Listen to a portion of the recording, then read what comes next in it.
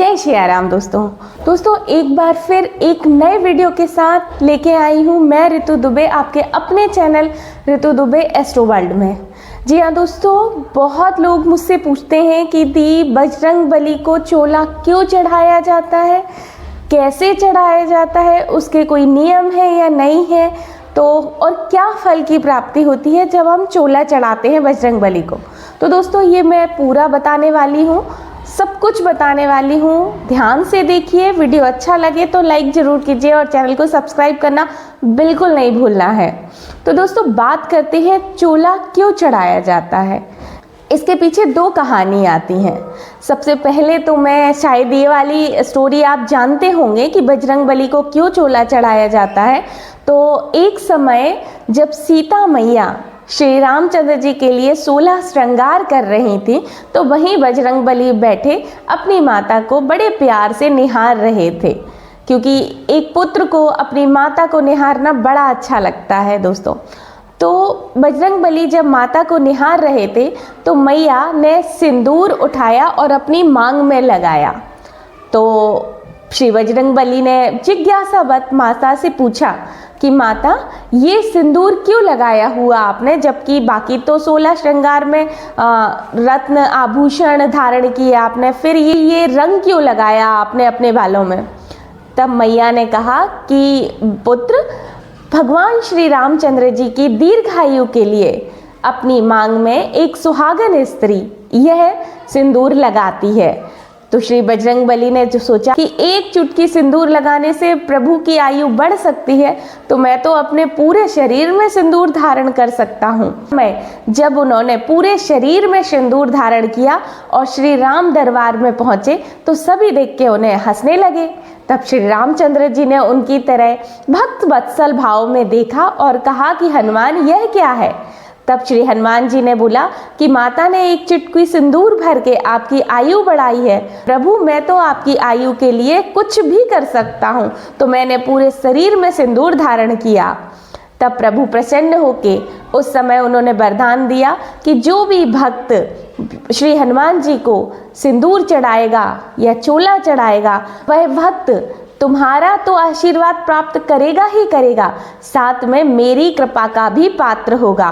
तो उस समय से श्री हनुमान जी को चोला चढ़ाया जाता है।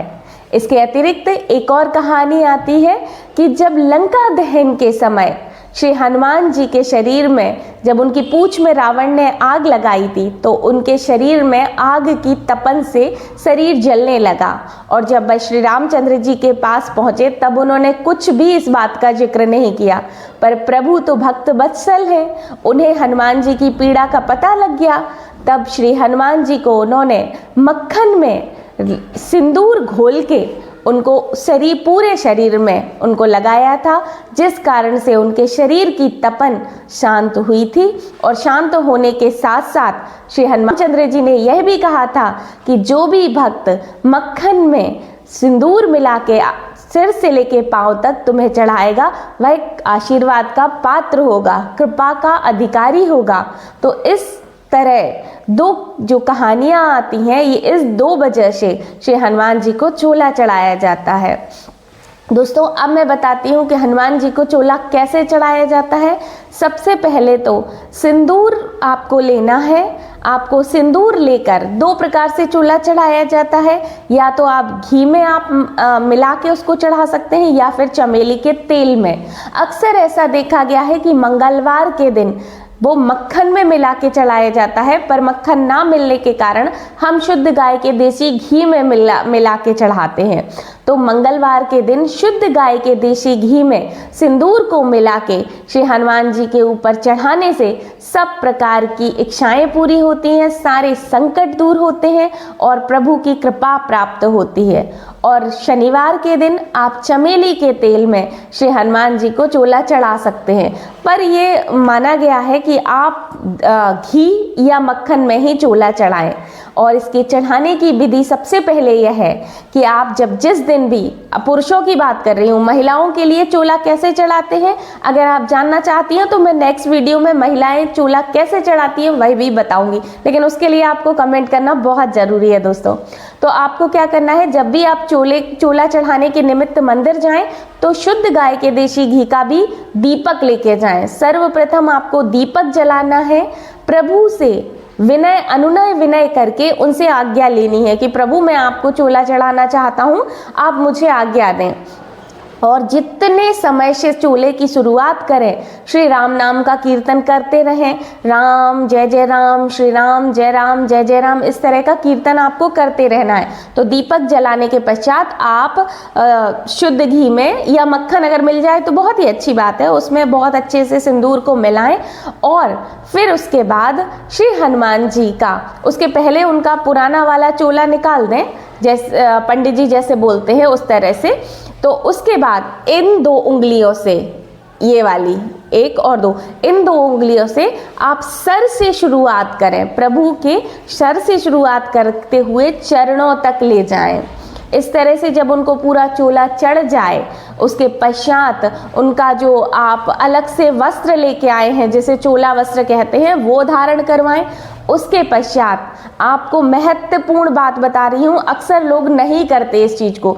जब चोला चढ़ाएं तो अकौए के पत्ते या फिर पीपल के पत्ते या फिर पान के पत्ते 7, 11, 21 जितना आप कर सके उस पे राम राम राम लिख के माला बनाएं और उसके बाद प्रभु को अर्पण कर दें। इससे आपकी सारी जो गलतियां होती हैं वो क्षमा हो जाएंगी, लेकिन साथ साथ में राम नाम का कीर्तन करते जाना है। इसके पश्चात जो भी भोग लेके आए हो, मैंने भोग का वीडियो बनाया है, लिंक डिस्क्रिप्शन में डाल दूंगी, आप देख सकते हैं। जो भी भोग लाए हो आप प्रभु को बड़े प्रेम से अर्पण कीजिए, भोग लगाइए, धूप दीप निवेद्य कीजिए। उसके बाद आप कम से कम 5, 7 या 11 श्री राम नाम की स्तुति करिए।